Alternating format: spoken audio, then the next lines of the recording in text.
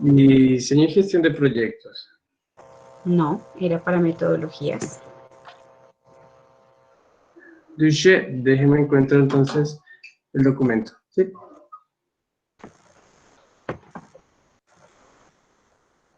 Hola, bueno, buenos días, ¿cómo están? Vamos a iniciar entonces. Creo que, bueno, mientras esperamos que se conecten el resto de compañeros y compañeras. ¿Cómo van? Muy buenos días, ¿cómo están? ¿Descansaron un poquito de su anterior clase? Al menos 10 minutos. ¿Me escuchan bien? Sí. Sí, profe. Vale. Bueno. Entonces, vamos a hacer la presentación del tema de hoy. Este es un tema muy de recorderis, de recordar, ¿ok? Ya ustedes miraron todos estos temas a profundidad, pero es importante como retomarlos dentro de este camino de los procesos participativos y de dónde nacen, ¿no? Entonces vamos a hacer una revisión, muy rápida, pero también como muy sintética, ¿no? De algunos temas y de algunas tendencias, algunos cambios que ha tenido el campo de la comunicación a lo largo del tiempo, es decir, partiendo desde las primeras nociones de la comunicación hasta dónde y por qué surge este tema de la comunicación, con un enfoque más participativo, orientado al cambio social, ¿cierto? El otro día un estudiante me decía sobre su propuesta de investigación, es que no sé en dónde está el cambio social dentro de mi trabajo de investigación. Entonces yo le decía a él que no necesariamente ese cambio social tiene que estar reflejado en un producto o en la obtención de un material específico, ¿no? O de unas piezas, sino el cambio social está dentro del mismo proceso que nosotros planteamos al ejecutar estas propuestas, ¿no? No importa si podemos lograr algo, obtener un producto de ello, no necesariamente estamos obligados a obtenerlo, sino que lo alternativo incluso y lo participativo o el tema del cambio se encuentra dentro de la creatividad que nosotros implementamos dentro de esas estrategias que desarrollamos. Ese proceso comunicativo que nosotros proponemos es aquel que vale la pena o es aquel que se resalta dentro de los procesos. Entonces, partiendo un poquito de, digamos, como de esa tradición o de ese concepto de la comunicación, permítanme un segundo.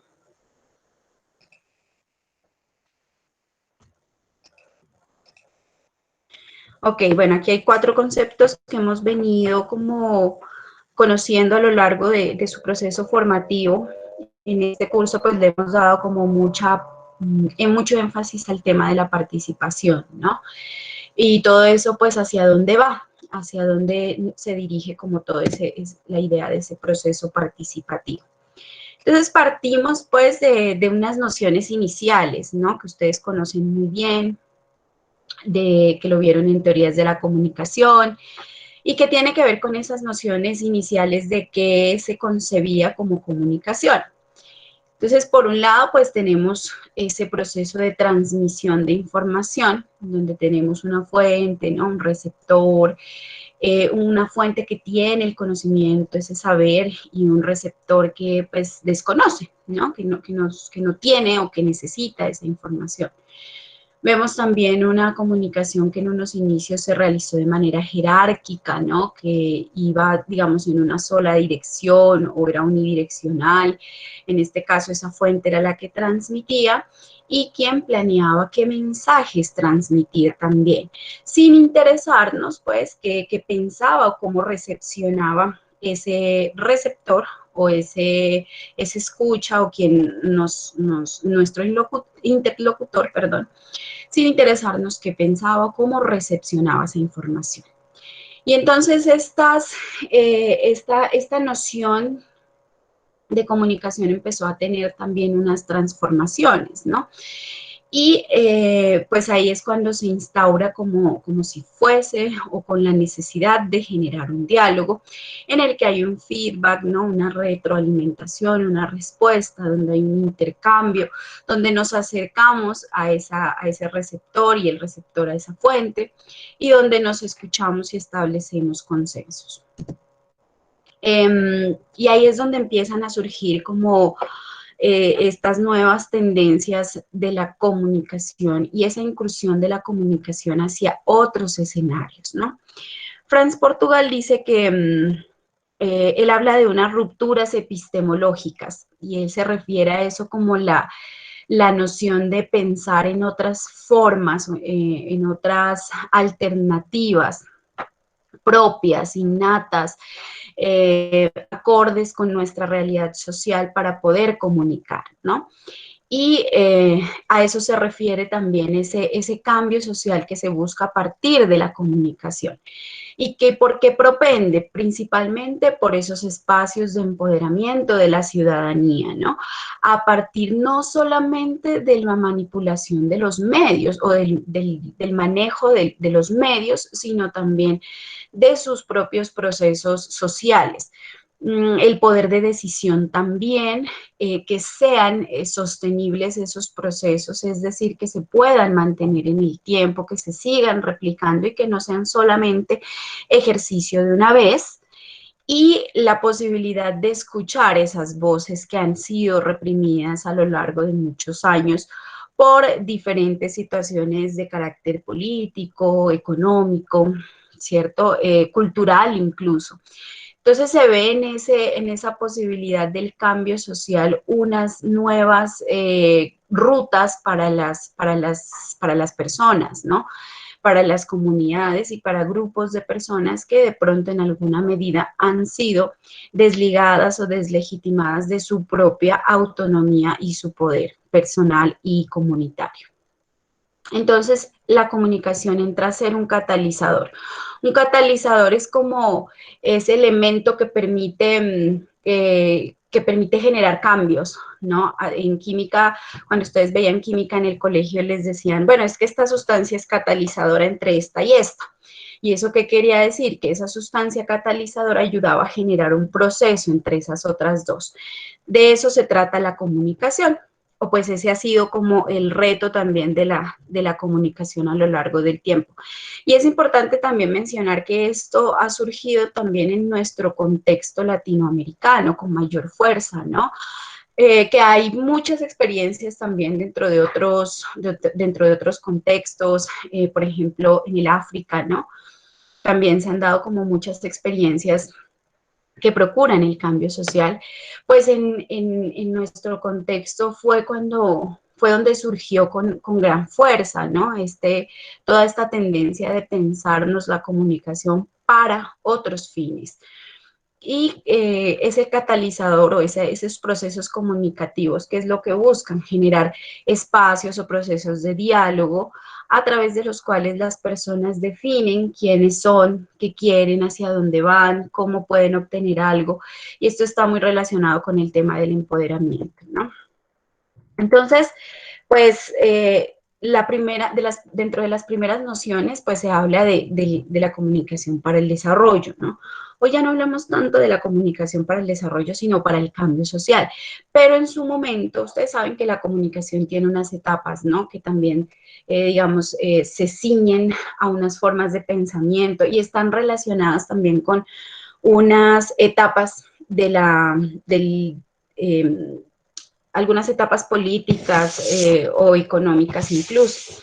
Entonces, una de ellas pues es el concepto del desarrollo, ¿no? De empezar a pensar el desarrollo a partir de unas características de momentos históricos que vivió la humanidad, ¿no?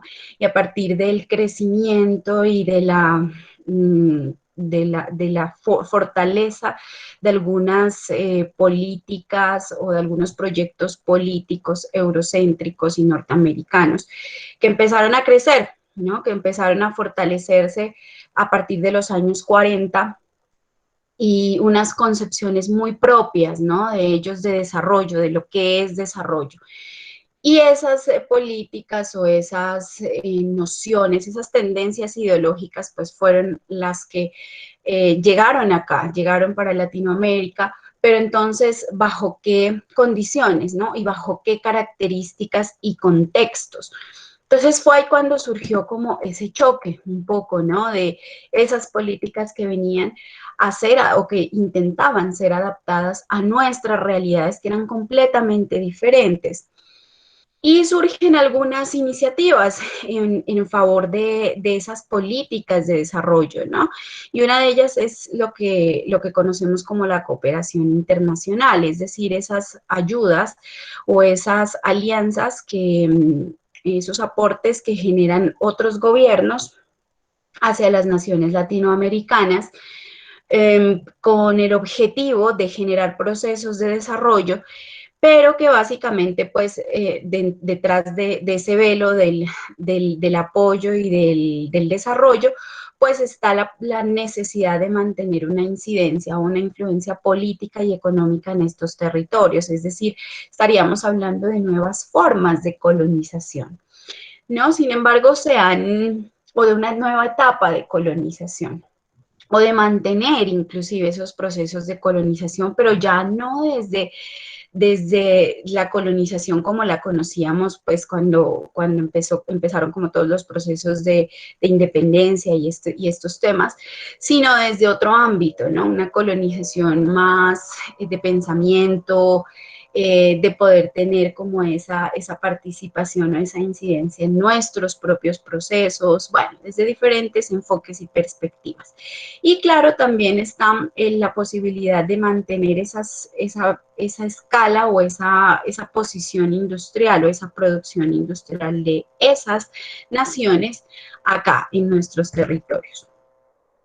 Sin embargo, pues estas teorías o estas políticas más bien del desarrollo, pues han tenido como sus impactos, ¿no? Hay impactos positivos que vale la pena rescatar, porque la cooperación llega en momentos en que los estados no tienen la capacidad de solucionar todas las demandas y las necesidades de sus ciudadanos. Entonces hay elementos positivos que se rescatan, sin embargo, al inicio de estos ejercicios, pues todo parecía igual, todo, digamos, se mantenía de la misma forma, porque eran políticas que en cierta medida no estaban adaptadas a las necesidades reales de los ciudadanos. Entonces surgió esa necesidad o esa visión, mejor dicho, de la cooperación como la posibilidad de llevar nuevas formas de vida o de traer, mejor dicho, nuevas formas de vida. ¿Y eso qué implicaba? Que como países tengamos que tecnificarnos, que adquirir nueva tecnología, que incrementar nuestra producción, nuestro andamiaje industrial, que tengamos que renunciar a lo propio, a nuestros conocimientos y a nuestras tradiciones para adaptarnos a nuevas formas de desarrollo y de vida. Listo, Miguel, vemos entonces después de que yo termine, ¿vale?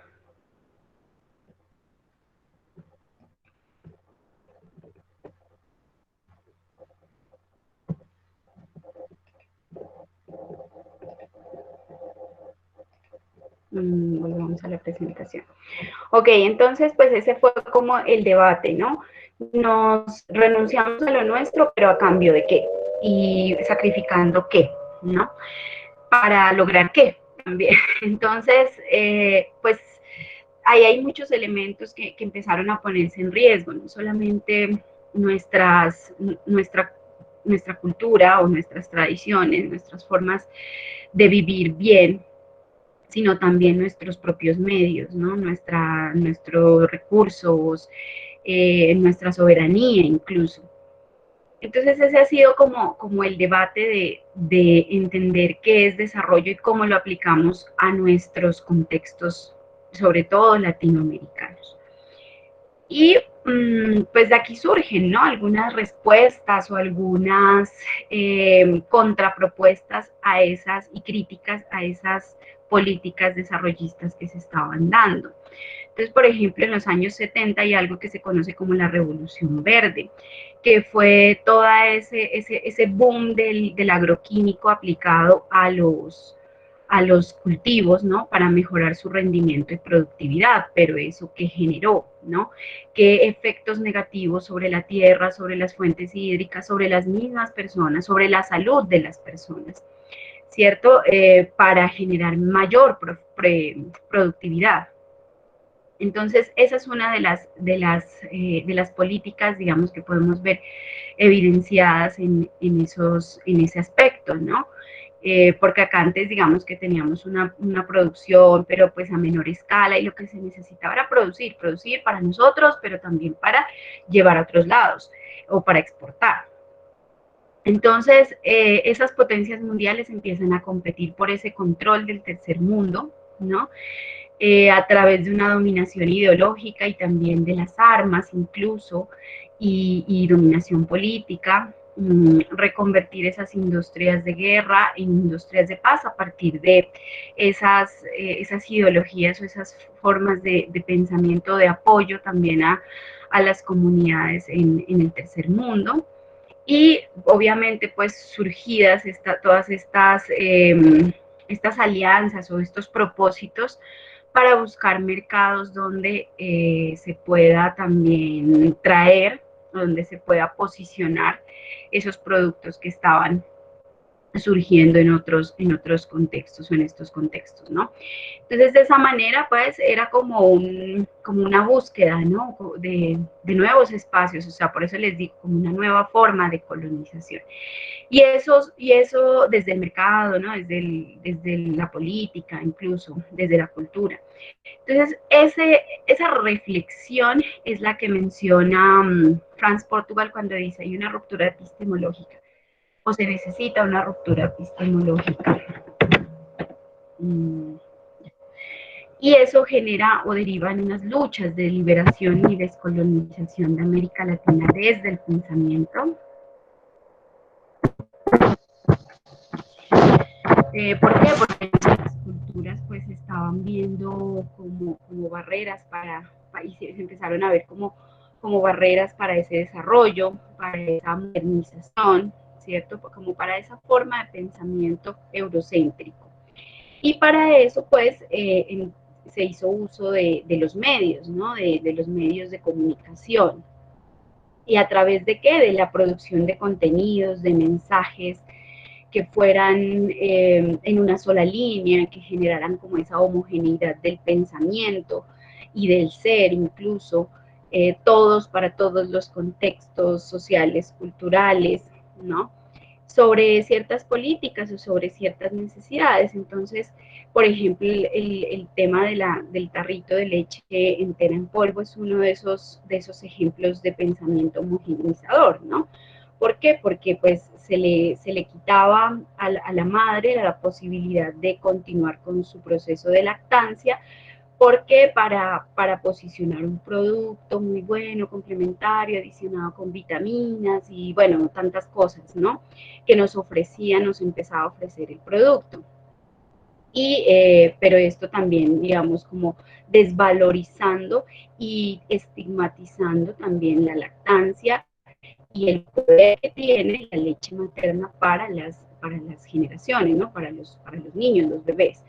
Entonces se vio en este instrumento como una posibilidad también de generar nuevas aperturas económicas o de este producto, y pues empezó a consumir en forma, ¿no? Entonces, este es como un ejemplo de esos que uno puede citar, de esas formas de colonización o de cambiar esas tradiciones por unas dinámicas productivas o que apuntaban a la productividad y al mercado. Y aquí viene un poco también como ese estrategias que empezaron a surgir también desde la educación y el entretenimiento como las que veíamos ayer, ¿no? Entonces los medios empezaron a hacer también ese nicho o esa cuna de diferentes estrategias que empezaron a aprovecharse para generar ciertos cambios en el pensamiento de las personas y ciertas formas de pensamiento también. Entonces se combinan, empezamos a ver que se combinan los medios, la radio, la televisión, se empiezan a generar formatos en los que se trabajan ciertos temas, ¿no? Sobre los cuales se quiere generar procesos de educación o pedagogía, la misma música, bueno, el teatro, se complementa con todos estos elementos, ¿no? De comunicación. Y esto pues relacionado más que todo con los temas de salud. O sea, en la mayoría de los casos iniciaron así, procurando generar procesos relacionados con la salud en los diferentes ámbitos y dimensiones de la vida. Y esto surgió a partir de generar modelos sociales. Es decir, que yo tendría que actuar y ser y comportarme como un modelo, como un ideal o como una persona ideal que se estaba generando, que era como pues ese personaje ideal que podía ser o un actor, ¿sí? O un cantante o un personaje ficticio o una persona real en general, pero que siempre era como ese modelo a seguir, como ese patrón de vida en el que yo me fijaba para poder también dirigir o orientar mi vida o diseñar mi proyecto de vida incluso. Y esto a partir de los medios, ¿no? Yo creo que todavía lo vemos un poco y es, por ejemplo, como, y eso se ve mucho en las redes sociales y ahorita es como mucho el tema de la vida fit y que el ejercicio y que la lectura y el superintelectual, ¿no? Entonces, esos patrones van cambiando, pero siempre están manejados también a través de las diferentes plataformas mediáticas que tenemos. Y cómo se buscaba bueno, no digamos manipulación, sino ese posicionamiento de esos modelos ideales a partir de estímulos por medio de mecanismos emocionales, ¿no? Entonces, el hecho de representar personajes en situaciones reales como las novelas, ¿no? O los mismos dibujos animados, pues hacía que las personas se sintieran tocadas desde sus emociones y reflejadas por esos personajes para generar también como ese modelo de pensamiento, ¿no? Y pues ahí tenemos algunas de las estrategias también que surgieron como en este ámbito. Si bien ayer yo les mencionaba o mencionábamos algunos de los aspectos positivos de estas estrategias, pues también se arriesgaron muchos otros conocimientos y otras prácticas propias, ¿no? Naturales, locales. Una de ellas, pues la experiencia de la carpa lila, aquí de Soul City, por ejemplo, también. Y aquí, este es como algunos de las historietas, de los fragmentos de las historietas que, por ejemplo, se repartían a la salida de la carpa lila, ¿no? Que eran las historias de Johnny, que eran unas caricaturas que abordaban muchos temas, ¿no? Sobre la salud sexual reproductiva, principalmente en adolescentes, y pues procuraban también generar un poco esa conciencia sobre la salud, sobre los mismos comportamientos, ¿no? De las personas. Entonces, por ejemplo, se buscaba también pedagogía o generar conciencia sobre las enfermedades de transmisión sexual, o sobre la misma naturalidad o naturaleza de las personas o de los seres humanos y en este caso pues de las mujeres y los hombres y los cambios que tienen o que tenemos en nuestro cuerpo pues en la época de la adolescencia. Y hacerlo ver como procesos naturales, ¿no? Como procesos que son inherentes al ser humano y que pues en ningún momento pueden ser objeto de burla o objeto de vergüenza o objeto de silencio, ¿no? Pero bueno, entonces nuevamente pues se cuestiona ese desarrollo para quién y para qué, ¿cierto? Y ustedes ven que es un entramado, que aborda todas las dimensiones del ser humano, o sea, están involucrados temas económicos, productivos, ideológicos, eh, ambientales incluso, ¿cierto? Y ese desarrollo fue, digamos, o esa concepción de desarrollo aplicada a todos esos ámbitos fue todo un proyecto instaurado desde diferentes ámbitos, ¿no? Pero entonces hubo unos efectos de ese desarrollo también. Y se habla de unos cementerios de ese desarrollo. Y aquí vemos pues algunos ejemplos de eso, ¿no? Entonces tenemos, bueno, o sea, interesante como tener esa mayor conectividad y tener como esa malla vial o la infraestructura vial muy bien desarrollada, de última tecnología y bueno, todos estos temas, pero también pues a cambio de qué, ¿cierto? A partir de la transformación del espacio, del paisaje, a partir de la interrupción de las corrientes de fuentes hídricas, perdón, a partir de otros elementos, ¿no? Del mismo espacio para el vivir o para el tener una vivienda, ¿no? El tema de la salud fue, pues como les decía hace un momento, el principal tema que fue abordado en estos contextos, el hablar de desarrollo, la salud, para quién, para qué, ¿cierto? Y cómo empezábamos a salir de esos mecanismos tradicionales de salud para generar una necesidad de salud y una necesidad también de medicamentos porque respondían a y lo vemos con la pandemia, o sea, lo estamos mirando ahorita, ¿no? Responde a unas necesidades de producto, de mercado, de abrir mercado a las farmacéuticas, ¿no? A las industrias farmacéuticas. Entonces, fueron necesidades que se fueron creando a partir de una concepción de desarrollo. O sea, en síntesis, es eso, ¿no? Pero pues de todas maneras hay otros elementos que resaltar o que mencionar de estas políticas, ¿no? Y es precisamente pues el manejo que se le ha dado a estas instituciones, por ejemplo, en nuestros contextos. Y todo lo que tiene que ver ya pues con la crisis, por ejemplo, que estas mismas situaciones pues han tenido o han enfrentado a lo largo del tiempo por el presupuesto, por la deuda, ¿no? Que ha sido también otro tema producto del desarrollo, ¿no? El endeudamiento de los países para esto, ¿no? Para generar procesos de salud, de bienestar, pero entonces es como un círculo o ha sido como un círculo vicioso, ¿no? Otro cementerio del desarrollo, la educación, ¿no? Unos procesos educativos traídos, también impuestos, que de pronto no correspondían a las a la realidad o a las necesidades de las comunidades, también como en las mismas condiciones, ¿no?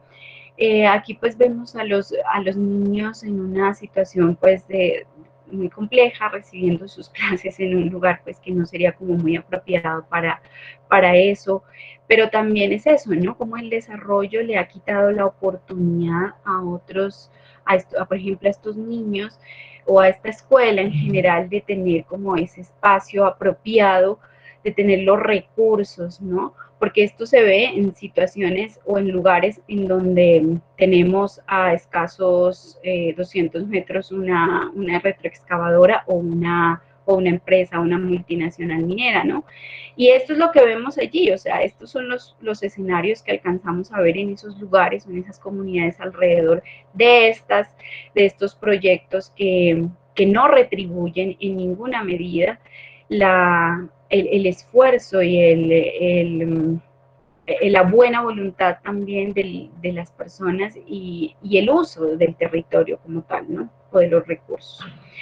Otro de los cementerios del desarrollo, la tecnología, ¿cierto? Que rápidamente se va quedando obsoleta.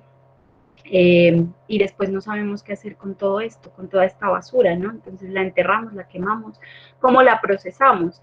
Los equipos, ¿no? La tecnología, los computadores, los dispositivos móviles que en 2 o 3 años pues ya están desactualizados o empiezan a fallar, ¿no? Instrumentos que ya se empiezan a construir también con una vida útil muy corta, precisamente para eso, para empezar a generar más y más y más consumo y más gastos.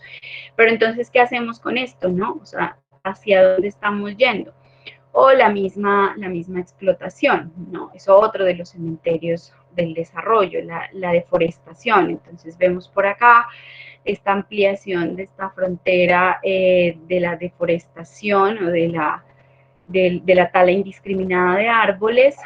¿Para qué? ¿No? Todo lo que conlleva esto frente a este escenario de acá, hacia dónde vamos, ¿no? Completamente o sin vida o con algo de vida también. Y se representa también en esto, ¿no?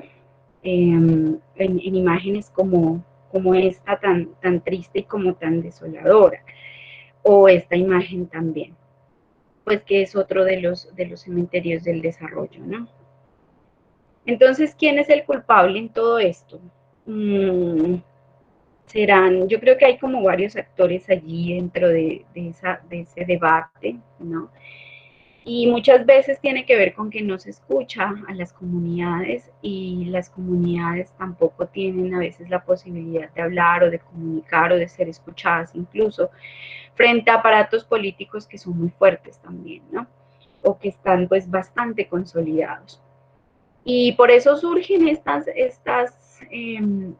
ideas, ¿no? De pensarnos los procesos comunicativos hacia otros enfoques o hacia otras miradas más propias y más internas, y precisamente pues empieza a hablar ya de la comunicación para un cambio social. Y esta comunicación pues empieza a ser como en doble vía, ¿no? Y no significa que vamos a desestimar las políticas de planificación, sino que todo lo contrario, queremos hablar de ellas y vamos a estimarlas, pero bajo unas condiciones diferentes de realización.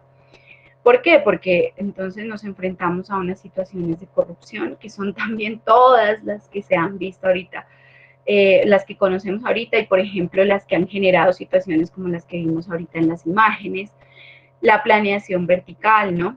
El no diálogo, el no establecimiento de diálogo con esas personas o con esos beneficiarios y pues básicamente la inexistencia de una comunicación entre estos dos actores.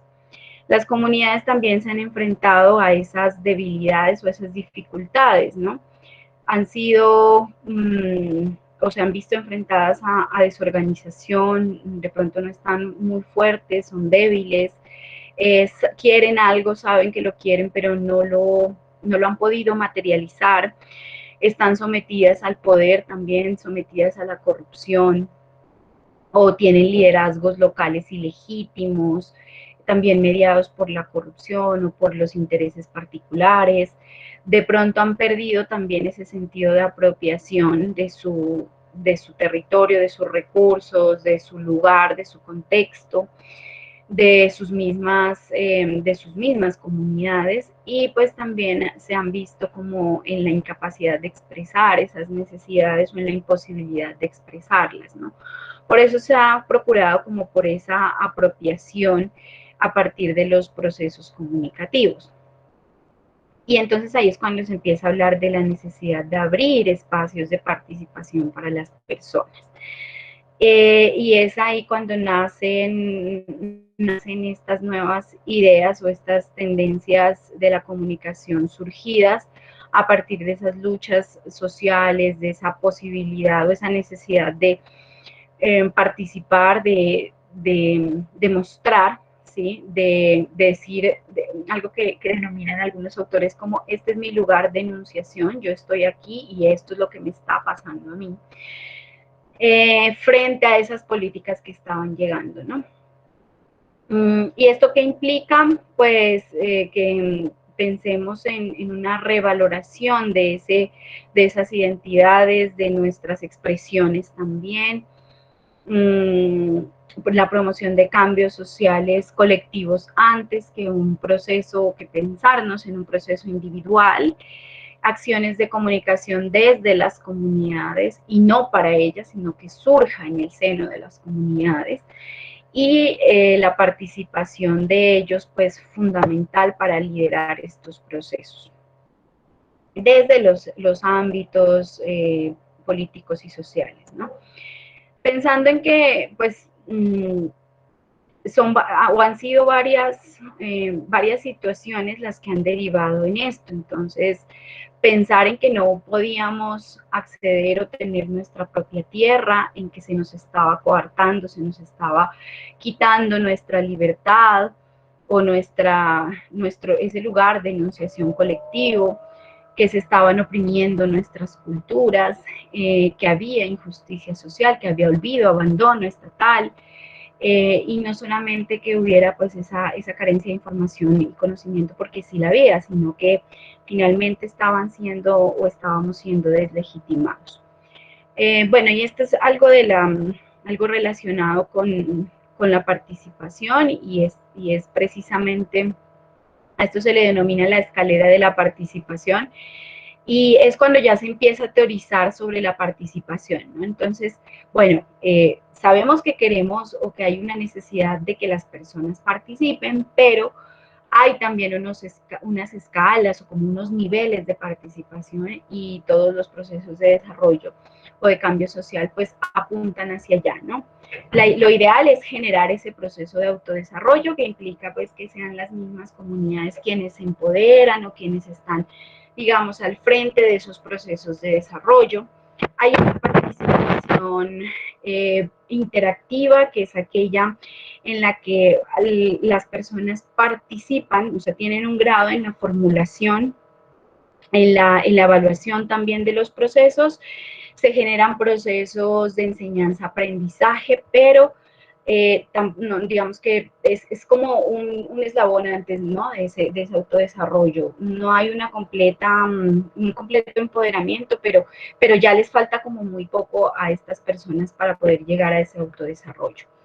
Hay otro tema que es la participación funcional, que es aquella en donde las personas no participan necesariamente en la formulación de las propuestas, pero están vinculadas en los procesos de monitoreo, porque ya están, digamos, como implícitas o ya están vinculadas a los procesos de desarrollo o a los proyectos en general. Participación por incentivos, bueno, esta me parece un poco, desde aquí empiezan como las formas de participación más cruel o más crueles. La participación por incentivos es cuando la comunidad te dice, bueno, yo le ofrezco esto, pero entonces, ¿usted qué me da? ¿No? Entonces y no hay proceso de incidencia, ni de participación en formulaciones, ni monitoreos, ni evaluaciones, ni nada que ver, sino que ellos te permiten realizar tu proyecto, pero tú les tienes que dar algo, siempre, ¿no? Entonces esa es la participación por incentivos. La participación por consulta, pues es aquella en la que se consultan a las comunidades, se les hace como una consulta, pero tampoco inciden en ningún tipo de incidencia. O sea, no hay nada ni decisión, no hay ningún grado de decisión en ningún proyecto. Cuando la comunidad suministra información netamente para diseñar una propuesta, ¿no? Y ya, o sea, su participación llega hasta allí. Yo lleno una serie de encuestas, y esas encuestas, y ni siquiera sé para qué sirven esas encuestas, o sea, nadie me informa, yo las diligencio y por allá ellos deciden qué van a hacer. Y acá en la pasividad, pues es obviamente todo lo opuesto al autodesarrollo, que es que me dicen, señora, vamos a venir aquí a instalar una planta de potabilización de agua, y ya. Y entonces usted tiene que hacerse más acá y listo. O sea, a mí me dicen, vamos a hacer esto y listo. Entonces ese es como como las escalas que según este señor Geilfuss se empezaron o se pueden evidenciar en los procesos participativos. Lo ideal es que siempre se parta, pues partimos inicialmente de acá, ¿no? Pero dentro del pensarnos la comunicación para el cambio social, pues se ha procurado también que el estado ideal sea el autodesarrollo, aunque la participación interactiva es también como un punto de participación importante que permitiría, o sea, que está a un paso ya de ese autodesarrollo. Pero lo que busca es eso, ¿no? Es mejorar ese grado de decisión de las comunidades, perdón. Entonces, bueno, hay que diferenciar esos dos aspectos, ¿no? La comunicación para el desarrollo, donde se cuestiona ese concepto del desarrollo, que no cuenta con la participación de los sectores afectados, promueve la comunicación que haga efectiva la participación comunitaria, principalmente en sectores pobres aislados, bueno, mediante una serie de valores, ¿no? Que rescatan lo tradicional, el conocimiento local, y aquí, digamos, desde que se mejore como ese relacionamiento, ¿no? Ese intercambio, y que a la vez se capacite o se generen procesos de pedagogía en técnicas de comunicación para los agentes de cambio, la producción de materiales, de productos, de contenidos también, que estén relacionados y que vinculen esas características culturales. Otra de las tendencias de la comunicación es la comunicación alternativa, ¿no?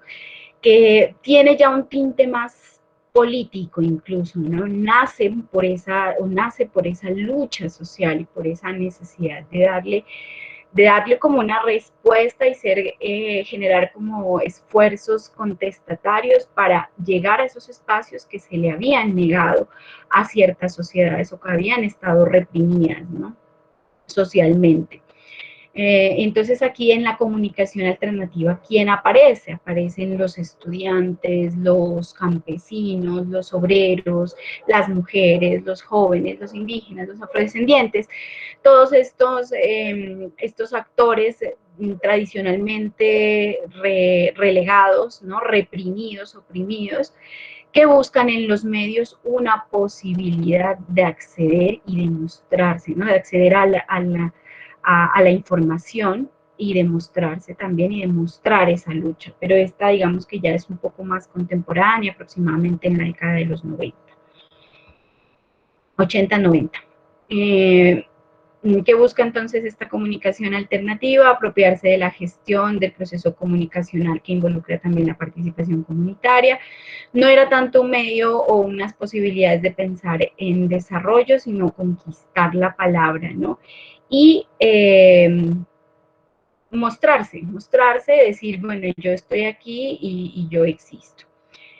Entonces, finalmente, y pues ya digamos que desde el ámbito contemporáneo, hablamos de una comunicación para el cambio social, donde tenemos ya un proceso de diálogo, de debate, basado en la alteridad, la otredad, la diversidad, la justicia social, la equidad, la tolerancia, la participación activa de todos.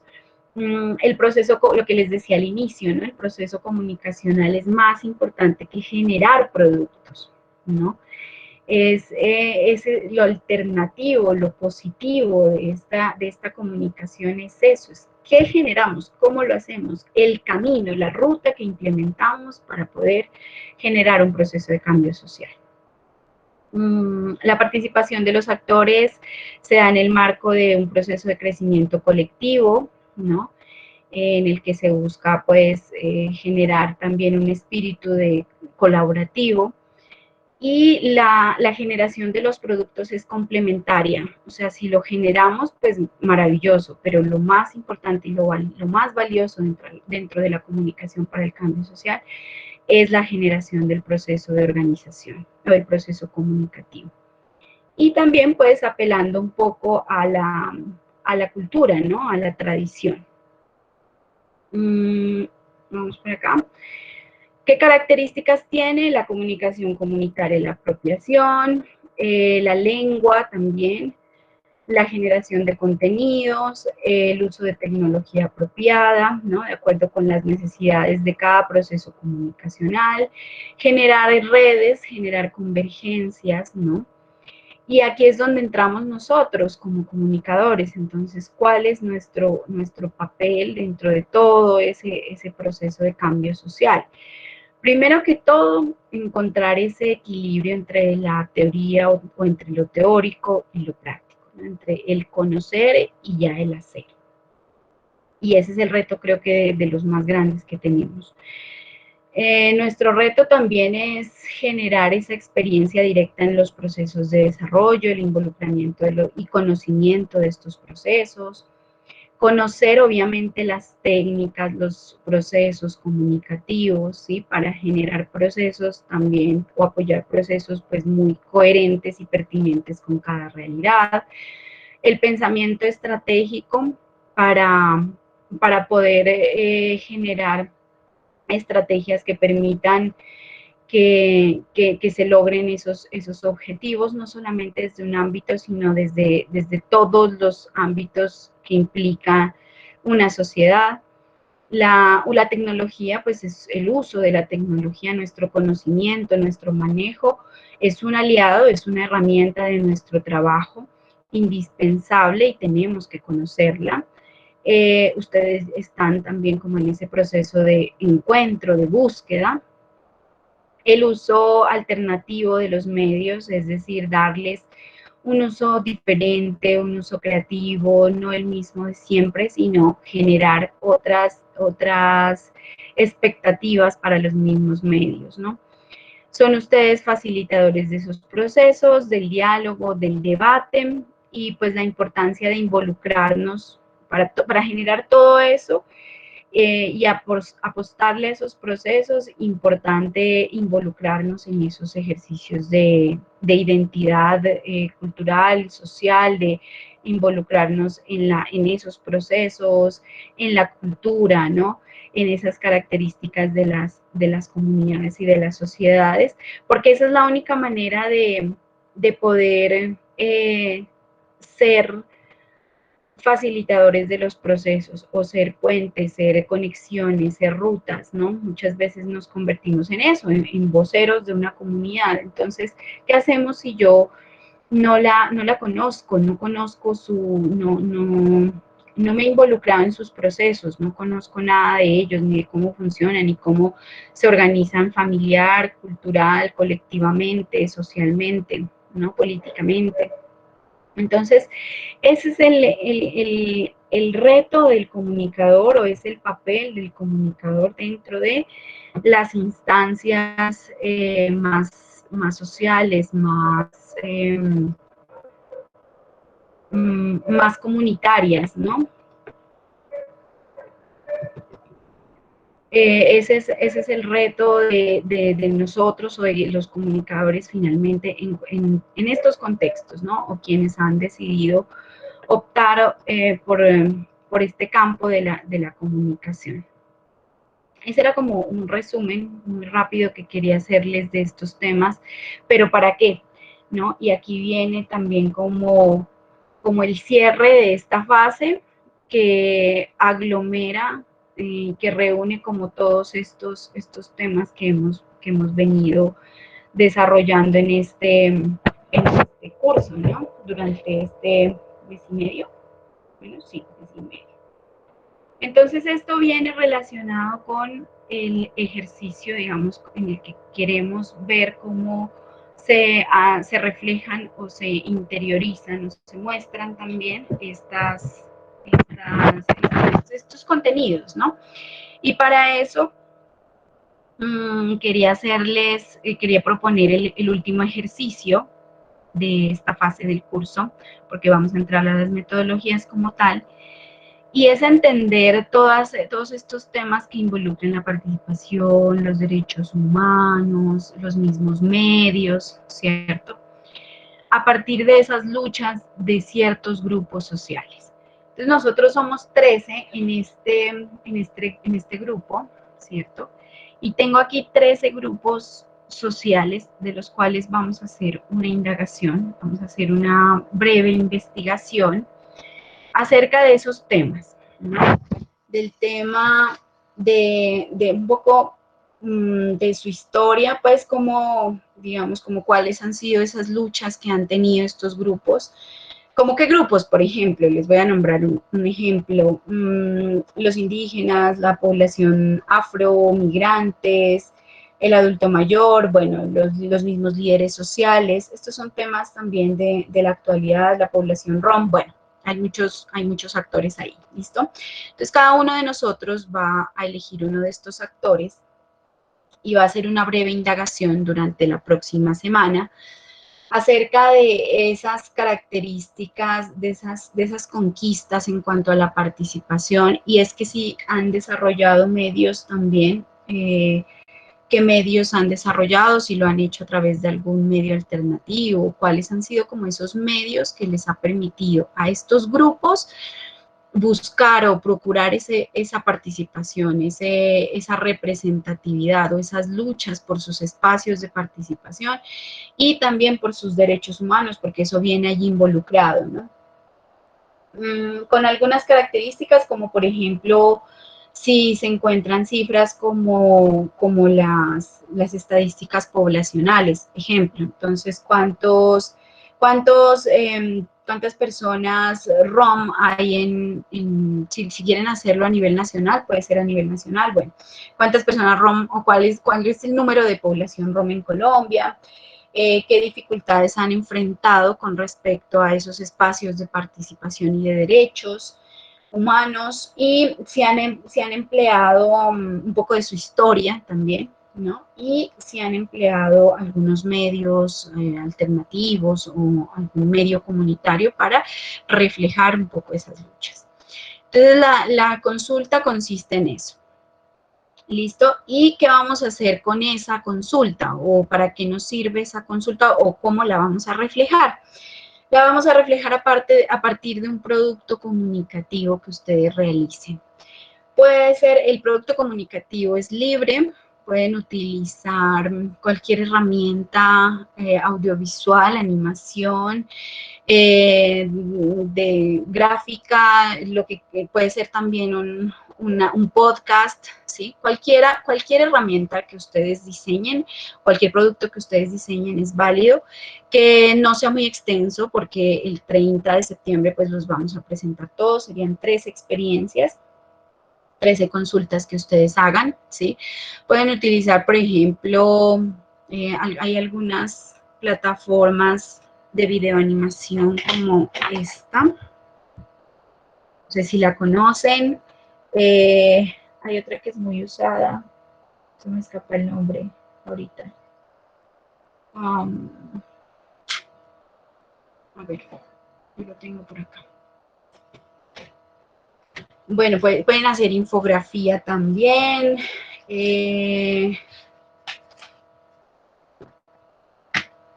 ¿Dónde están? Cortitas, ¿no? No más de 3 minutos, máximo 3 minutos. Ahorita, bueno, eso lo quiero dejar a su consideración. Yo tengo aquí las 13 poblaciones, los 13 grupos poblacionales. Ustedes deciden si lo hacemos por sorteo o si quieren elegir con la que se sientan pues más como a gusto. Uno tiene también que buscar con quién o con qué puede trabajar mejor, ¿no? Yo defiendo siempre eso. No tanto que sea impositivo, sino que lo podamos seleccionar. Listo, Melissa, muy bien. Entonces, permítanme un segundito, que se me perdió. Hay otras herramientas, yo sé que ustedes las manejan muy bien, pero pues les quería dar como unas opciones. Aquí está. No está.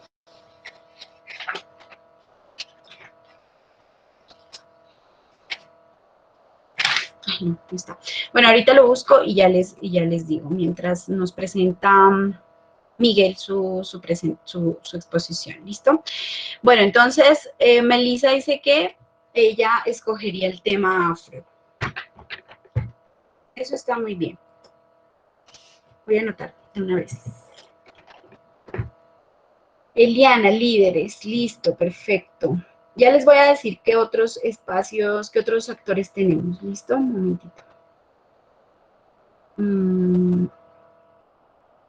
Verán, tenemos población rom, mujeres, indígenas, infancia, migrantes, adulto mayor, la naturaleza, porque la naturaleza también ha encontrado su espacio de representación, personas con capacidades diversas o personas en alguna condición de discapacidad, personas reincorporadas a la vida civil, víctimas del conflicto armado y los mismos medios comunitarios o alternativos porque han tenido luchas también ellos, ¿no? Dentro de este contexto. Entonces, que podamos un poco indagar en cómo han sido esas luchas de los medios también es muy interesante. Es individual, sí. Listo, Daniel dice medios.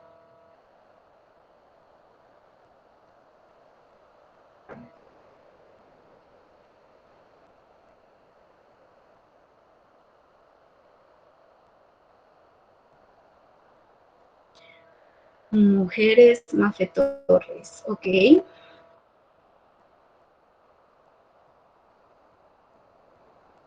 A ver, les repito nuevamente. Entonces están ROM, comunidad ROM, los gitanos. Lo de infancia va respecto a qué? A los temas que les menciono, ¿no? A esas luchas, a ese reconocimiento, a esos mismos derechos, a la participación, porque ha habido espacios de participación también abiertos para esta población. Reincorporados a la vida civil o reintegrados a la vida civil se les llama ahora más que reinsertados, ¿vale? Desde el mismo lenguaje pues tenemos como que adecuarlo a veces también a... Ok. Muy bien, Sara dice discapacidad. Miguel dice infancia.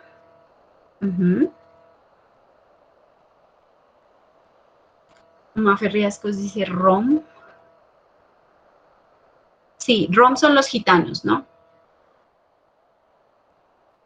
Mafe Caicedo dice víctimas.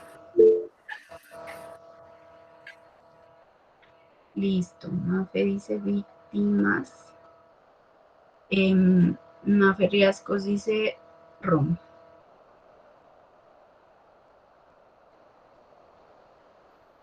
Profe, Jason. Me iba a ir por infancia, pero ya Miguel. Oh, verás, te digo cuáles hay. Hay indígenas, migrantes o personas en condición de migración, adulto mayor y naturaleza. Indígenas. Ok.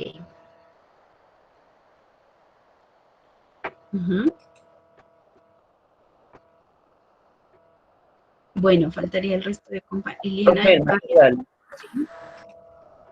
Dime. Y el material.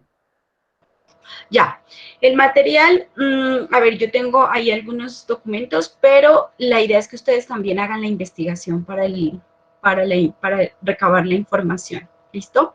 Entonces, para eso, pues como es un ejercicio que requiere investigación o indagación, que busquen pues, en los buscadores o noticias también, ¿cierto? Publicaciones, reportajes. Cualquiera de estos recursos que tenemos, ustedes lo van a hacer durante la próxima semana, o sea, en las sesiones de 23, que es miércoles, y jueves 24. O sea, tienen esos dos espacios que veríamos normalmente clase, no lo tendríamos, sino que ustedes lo dedican a la consulta o a la investigación. ¿Listo? Y a la preparación de la pieza, que puede ser, es libre, para que ustedes pues, puedan organizar la información de la mejor manera, como quieran presentarlo, ¿sí? La idea es que en esa pieza nosotros hablemos de ese grupo específico, lo presentamos y hagamos como una síntesis de esos espacios conquistados por estos grupos poblacionales con respecto a estas luchas, ¿no? A la participación. Si lo han desarrollado a través de medios y alcanzan a encontrar algo de eso maravilloso. Si no, todo lo que tenga que ver con la participación de estos grupos. Cómo han construido esa ruta estos grupos con respecto a generar espacios de participación para ellos y de representatividad. Y pues si alcanzan o dentro de la narrativa se puede hablar de eso, también esas dificultades, ¿no? O esos obstáculos que han tenido que enfrentar dentro de su quehacer, dentro de su movilización incluso, ¿no? Creo que me falta alguien aquí. Daniela, el tema de ella, ¿cuál puede ser? A ver, tenemos migrantes, adulto mayor y naturaleza. Y Julio, que creo que Julio dejó el computador conectado.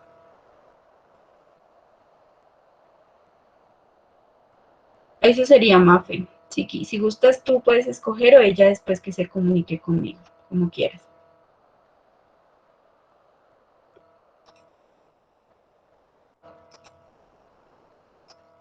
¿Listo?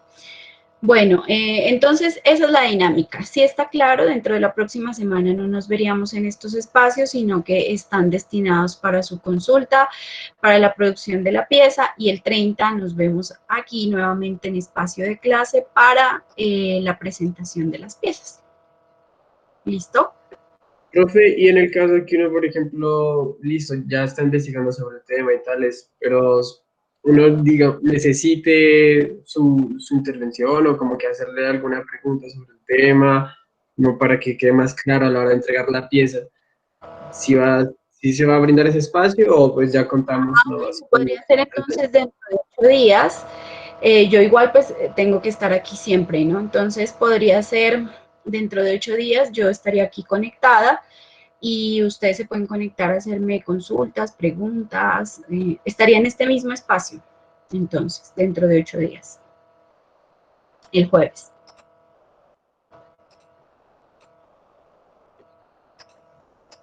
¿Otra pregunta?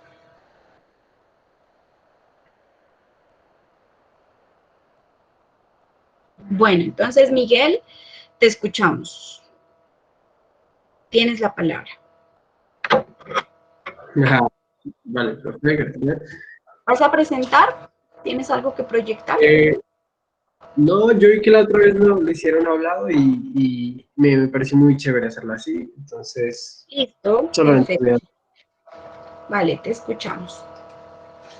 Bueno, a mí me correspondió los tipos de capacitaciones, el tema de los tipos de capacitaciones. Hay que entender que se las puede realizar de diferentes formas, que van desde hacer una reunión sencilla hasta una exposición un poco más organizada, más formal, lo que sería un congreso, un panel, ¿sabes? Entonces, el texto nos menciona que hay 6 tipos de capacitaciones. Les voy a hablar de cada una y la voy abordando a la vez. Entonces, la primera es la clásica, la vieja confiable, y que creo que varios de estos tipos de capacitaciones también le dan uso, que es la exposición. Entonces, la exposición es es la presentación de un tema. Obviamente, este tema lo tiene que presentar un experto. En este tipo de exposición, el experto da la presentación es muy frontal y la participación que llegan a tener las personas, el auditorio en este caso, pues es muy reducida porque la acción o el rol que cumple el auditorio más que todo es ver y pues escuchar. Casi la mayoría de veces es un personaje pasivo porque solo está viendo lo que nos muestra el expositor y cualquier curiosidad, pregunta o aporte que vaya a surgir es alrededor precisamente del tema que esté abordando el expositor. Entonces, esa es la exposición. El segundo tipo que hay pues, es el simposio. Entonces, ¿qué será el simposio? Entonces, el simposio es un encuentro en el que un grupo de 4 a 6 personas que están muy capacitadas y saben bastante sobre un tema, realizan una serie de exposiciones frente a un auditorio, son exposiciones orales. En los simposios, como en otro tipo de capacitaciones, que tienen algo en común es llevar un moderador. Entonces, es una persona que conduce el simposio, que obviamente debe conocer bastante del tema. O sea, él es como que el mediador entre el auditorio y los que hacen parte del simposio, porque él tiene que estar detectando las relaciones que hay entre los temas de los cuales están hablando las personas que están exponiendo. Entonces, obviamente, él se encarga de hacer intervenciones y también permitirle las intervenciones al público. Él controla las intervenciones. Debe manejar muy bien el tiempo, motivar al auditorio a que esté haciendo, a que participe, a pesar de que la participación que vaya a tener el auditorio es limitada, porque en los simposios por lo general se les da micrófono, por decirlo así, es a una sección de preguntas una vez se finaliza cada una de las exposiciones. Cada exposición se abre micrófono para preguntas, continúan y así sigue. Y al final, obviamente, el moderador es quien va a tener que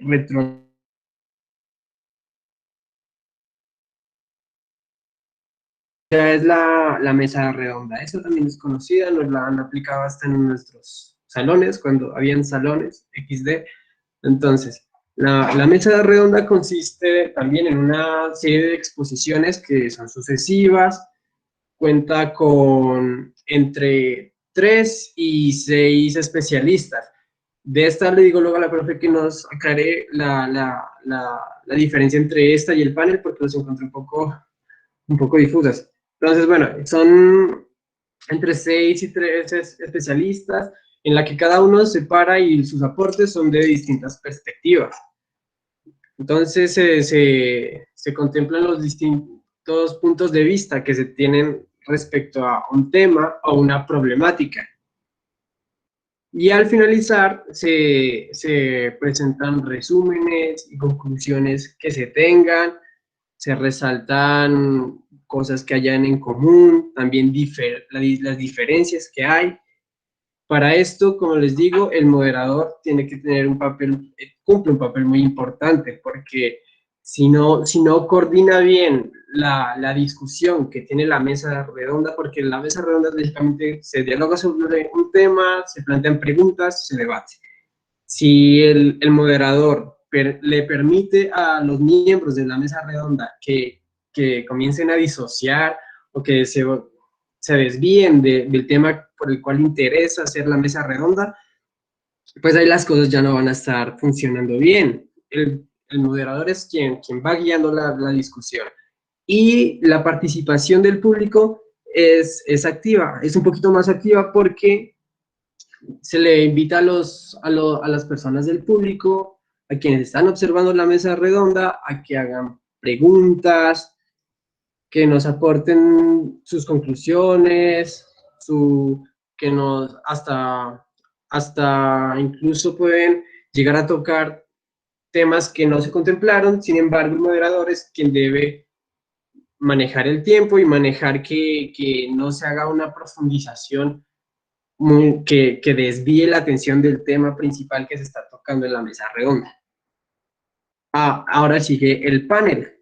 Entonces, el panel es un tipo de exposición que lo cumplen al igual que la mesa redonda, entre 3 y 6 personas que están calificadas para un tema. Entonces, estas personas comienzan a dialogar, debaten libremente, al igual que en la mesa redonda, bajo la dirección de un moderador. Entonces, para que el panel tenga éxito, eso se debe el panel no es que lo organice solo una persona, esto es un trabajo grupal, en donde se deben asignar distintas responsabilidades, porque los paneles deben ser muy organizados. Entonces, se hace un grupo en donde se abre un diálogo y se contemplan los conocimientos que se van a incluir, qué tipo de temas van a tratar, etc. La participación ya del público viene a ser también un poco limitada, porque los paneles, pues como les dije, son las expresiones de estas personas, pero ya esto es más centrado en la discusión. Entonces el público por lo general solo está ahí para recibir la información. Así que es muy importante que los que estén de pie en el panel, los que estén encabezando el panel, sean gente muy experta sobre el tema, porque de esa manera se puede aprovechar muy bien la discusión, así todos aprenden. Si todo digamos que yo estuve buscando en internet como que tratar de diferenciar entre un panel y una mesa redonda. Y ahí me decía que ambos son como que un debate en el que se abren distintos puntos de vista, pero que en el panel, si la conversación se vuelve completamente en un debate, ya pasaría a ser una mesa redonda. Y pues ahí yo quedé, pero al final se debaten las dos, y eso es lo que espero que me logré aclarar la profe, porque yo quedé un poco, what, son casi lo mismo, no sabría exactamente que si solo el punto o el factor del debate es el que hace la diferencia entre ambos. Bueno, eso lo tocamos al final. Y bueno, otro de los tipos de participación ya es el congreso. El congreso ya es como que la meca de las capacitaciones, se podría decir, o pues la epítope, porque ya es un evento muchísimo más grande, ya cuenta con, obviamente, mayor inversión de recursos y asimismo mayor acogida del público, porque se hace para que tenga muchos participantes. Por eso siempre sabemos congresos, por ejemplo, en las empresas de congresos de tal, los mandan de viaje a un lado y es un auditorio inmenso y ahí se reúnen, digamos que distintas personas de varios campos interesadas en el tema, obviamente. Y eso se llena, entonces se desarrolla alrededor de una idea, un tema, una problemática con un contenido bastante amplio, precisamente para que la capacitación pues logre ser efectiva. Casi siempre los participantes tienen mucha afinidad con el tema, son ya personas totalmente expertas, a no ser que se quiera capacitar sobre, no sé, se quiera tener en cuenta muchos otros aspectos, digamos, tipo humanitarios, y esto ya se puede llevar activistas, gente experta en el medio ambiente o en la psicología, si es para el ambiente laboral. Bueno, entonces, el Congreso lo exponen expertos sobre temas y subtemas que son paralelos. El objetivo es entregar nuevos conocimientos a las personas. La preparación y el desarrollo de este tipo de eventos, por lo general, es una responsabilidad compartida, porque como les dije, es algo que requiere mucha planeación y es algo muy grande. Entonces, estas personas se deben encargar de distintos aspectos. Lo más recomendable es que se dividan en pequeñas células para que se encarguen de ciertas partes. Entonces, así como que se garantiza que los esfuerzos tengan éxito y se puedan integrar.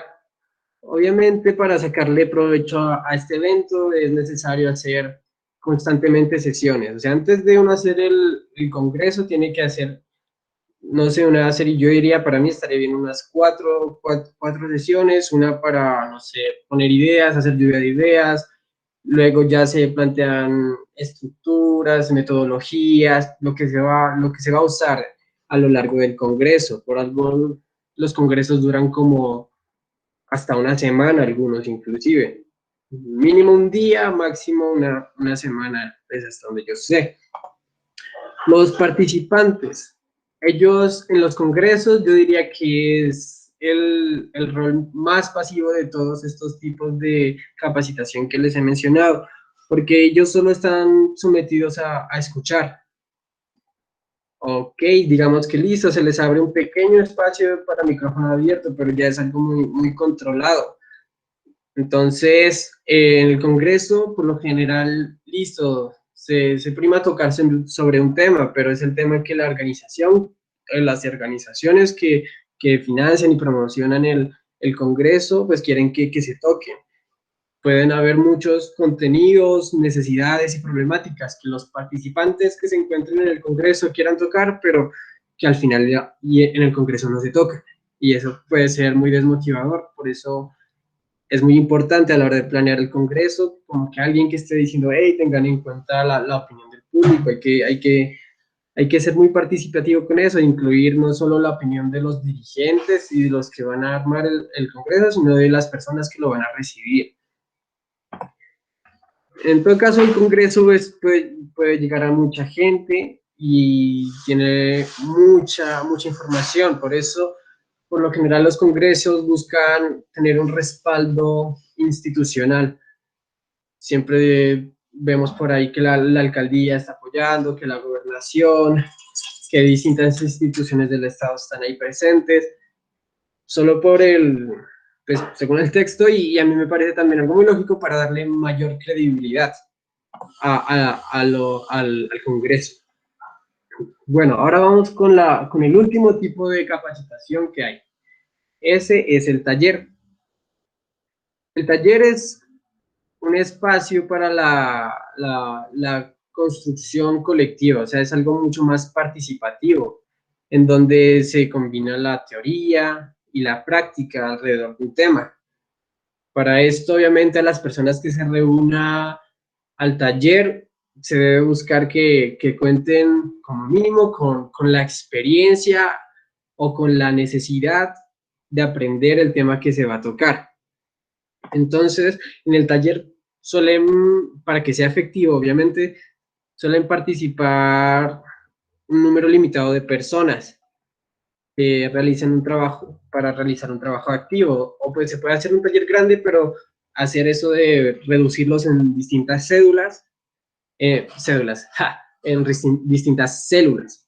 Entonces, obviamente no es como que se reúnan entre 5 personas, cojan una cartelera y hagan esto, no. Para que tenga éxito y para que las personas no se confundan o se desvíen del tema, es muy recomendable poner un líder en los grupos. Entonces, esa persona cumple la función de orientar el grupo a apuntarle a los objetivos que se quieren lograr con el taller. Entonces, la finalidad del taller es que los participantes logren apropiarse de lo que se aprenda, de los temas que se toquen, de acuerdo obviamente con sus necesidades y con el aporte de sus reflexiones y las discusiones que surjan dentro del taller. A ver, sí, eso. Entonces, el taller y el congreso tienen algo en común. ¡Ay, qué tal, Ginger! Tienen algo en común, y es que también duran varios días. Pues, por suerte a mí no me ha tocado un taller tan largo, porque si no hubiera sido muy aburrido, pero dice que tienen algo muy en común. El congreso y el taller pueden durar bastante, pueden ser muy costosos y requieren también de una gran logística, así que ya saben, si van a hacer un taller o un congreso, se tienen que atener al gasto, a la inversión económica. Y buscar también el respaldo financiero, no solo de entidades, sino también de distintos gremios que se puedan interesar en el tema. Y los talleres, pues, incluyen los siguientes pasos, que es el análisis previo de las necesidades, las preguntas clave para planificarlo bien, la composición del grupo de participantes, hay que tener un grupo que aborde las distintas perspectivas que se quieren tocar en el taller y que también pues sea muy funcional y sea coherente con lo que quiere lograr. También necesitamos hacer un diseño de programas y un diseño de seguimientos, como que para estar monitoreando la efectividad del taller, que se esté cumpliendo los objetivos, que el trabajo que se está haciendo sirva para algo, porque si no, es una pérdida de tiempo a mi forma de verlo. Y esos para mí son y según la lectura, los tipos de capacitaciones que hay. Listo, Miguel, muchas gracias. Bueno, de pronto no has asistido a talleres, pero como asistente, pero te va a tocar hacerlos, ¿no? Entonces, ahí es donde viene la creatividad para ponerte en el lugar de que el asistente no se aburra, ¿no? O no sea para él una experiencia tediosa. Con respecto al tema de la mesa redonda y el panel, ¿no? Hay unas diferencias, digamos, como sustanciales con respecto a los temas, porque, por ejemplo, en el panel, los panelistas o los expositores pueden ser, o lo ideal es que sean personas más expertas en un tema frente a un auditorio. A estas personas se les da como un tiempo para que hagan su intervención y posteriormente se da lugar como a preguntas de ese auditorio. Y en una mesa redonda digamos que en el panel hay como una relación un poco más vertical, incluso desde el mismo espacio o el mismo lugar que ocupan los panelistas, porque están en una mesa, en un escenario, ¿sí? Y el público está allá, o la audiencia está allá. En cambio, en una mesa redonda es diferente. El proceso comunicativo es más horizontal y también hay un moderador, claro está, que les da la palabra a la intervención, pero es una intervención más fluida en la mesa redonda. Y además puede haber personas alrededor que también están observando o están como espectadoras de la mesa y en determinado momento se puede abrir el debate a la discusión, por ejemplo, ¿sí? Pero primero el debate es entre los asistentes o quienes están participando de la mesa redonda. Esa es como una de las diferencias entre estos dos talleres o entre estas dos formas de capacitación más que todo. Y el panel sí efectivamente se podría volver una mesa redonda siempre y cuando haya como más fluidez, como más debate, como más reflexión, pero obviamente siempre hay un moderador que está todo el tiempo allí como reglamentando los tiempos, con mayor puntualidad, o sea, es un poco más estricto el moderador en el panel, ¿no? Entonces, a la gente se le dice, tiene un minuto para replicar o para preguntar, y acá al panelista le dicen también, tiene un minuto para responder o para resolver inquietudes. En cambio, en la mesa redonda hay un poco más de hilación en ese tema, como más fluidez también. Esas serían como algunas de las diferencias entre esos dos. ¿Qué hacemos más en clase? Pues hacemos más mesas redondas, ¿no? Hay una comunicación más horizontal y todos aportan sobre un tema que por ejemplo, el docente modera.